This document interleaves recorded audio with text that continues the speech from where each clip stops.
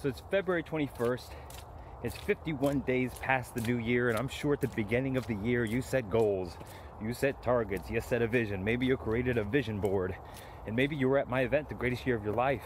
And I want to ask you a question 51 days later. How you doing on your goals? Are you making steady progress toward them? Or has the momentum of the beginning of the new year sputtered out? And are you back to doing things that you were doing before the beginning of the new year? Things that you were comfortable with doing, things that were easy for you to do? Are you back in your comfort zone? And if you are, you're like the many other people who have that initial spark at the beginning of the year, and then that energy sputters out. And I want to give you two of the most important things that you can do from here on through the rest of the year to increase your chances of achieving your goals for 2018. And the first one is you got to write your goals down. Every single time you write your goal down, you groove that action deeper into your neurology. And that neurological pattern, over the course of time, as new nerve cells wire together and fire together, they will eventually create enough electricity to trigger the biochemical effect that we feel in the form of feelings or emotions.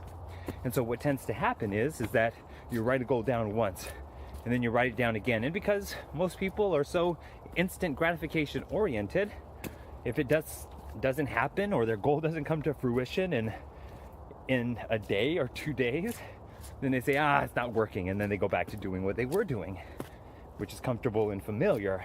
But the more you write it down, the deeper it grooves into your neurology until eventually it creates a cascade of biochemicals called neuropeptides that you will feel in the form of emotion, and that's how thoughts create our feelings.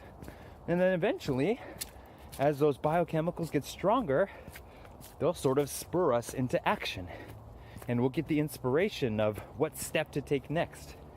And so that's the first thing that you can do, is just write your goals down daily. This is obviously assuming that you already know what your goals are and you're clear about them.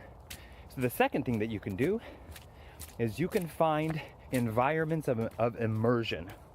Environments of immersion, meaning you go to a 2-day event or a 3-day event that's all about helping you achieve your goals, that's helping you get realigned with yourself, helping you get connected to a support system of people who want to support you. And so putting yourselves consistently in those kind of environments is one of the most important things that you can do, because it's like conditioning.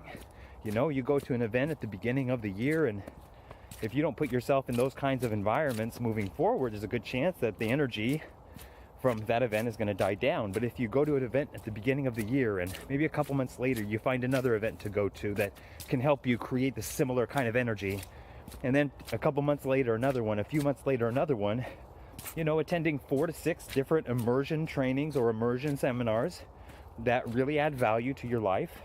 And if you do that over the course of the year along with writing down your goals, man, I can almost guarantee you that you're going to make significant progress toward those goals if you don't achieve them.